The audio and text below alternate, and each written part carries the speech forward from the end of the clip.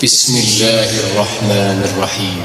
تبارك الذي بيده الملك وهو على كل شيء قدير، الذي خلق الموت والحياة ليبلوكم أيكم أحسن عملا وهو العزيز الغفور، الذي خلق 7 سماوات طباقا ما ترى في خلق الرحمن من تفاوت فارجع البصر هل ترى من فطور ثم ارجع البصر كرتين ينقلب إليك البصر خاسئا وهو حسير، ولقد زينا السماء الدنيا بمصابيح وجعلناها رجوما للشياطين وأعتدنا لهم عذاب السعير،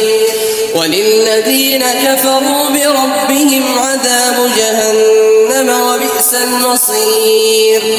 إذا ألقوا فيها سمعوا لها شهيقا وهي تفور تكاد تميز من الغيظ كلما ألقي فيها فوج سألهم خزنتها ألم يأتكم نذير؟ قالوا بلى قد جاءنا نذير فكذبنا وقلنا ما نزل الله من شيء إن أنتم إلا في ضلال كبير. وقالوا لو كنا نسمع أو نعقل ما كنا في أصحاب السعير، فاعترفوا بذنبهم فسحقا لأصحاب السعير. إن الذين يخشون ربهم بالغيب لهم مغفرة وأجر كبير. وأسروا قولكم أو اجهروا به إنه عليم بذات الصدور. ألا يعلم من خلق وهو اللطيف الخبير. هو الذي جعل لكم الأرض ذلولا فامشوا في مناكبها وكلوا من رزقه وإليه النشور.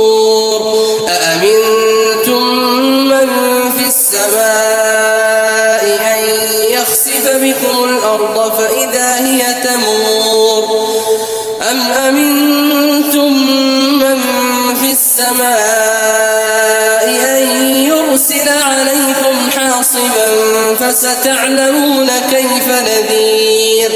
ولقد كذب الذين من قبلهم فكيف كان نكير. أولم يروا إلى الطير فوقهم صافات ويقبضن ما يمسكهن إلا الرحمن إنه بكل شيء بصير. أمن هذا الذي هو جند لكم ينصركم من دون الرحمن إن الكافرون إلا في غرور. أمن هذا الذي يرزقكم إن أمسك رزقه بل لجوا في عتو ونفور. أفمن يمشي مكبا على وجهه أهدى أمن يمشي سويا على صراط مستقيم.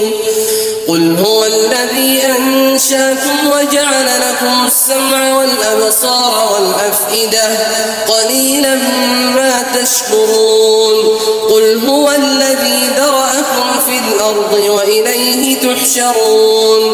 ويقولون متى هذا الوعد إن كنتم صادقين. قل إنما العلم عند الله وإنما أنا نذير مبين. فلما رأوه زلفة سيئت وجوه الذين كفروا وقيل هذا الذي كنتم به تدعون.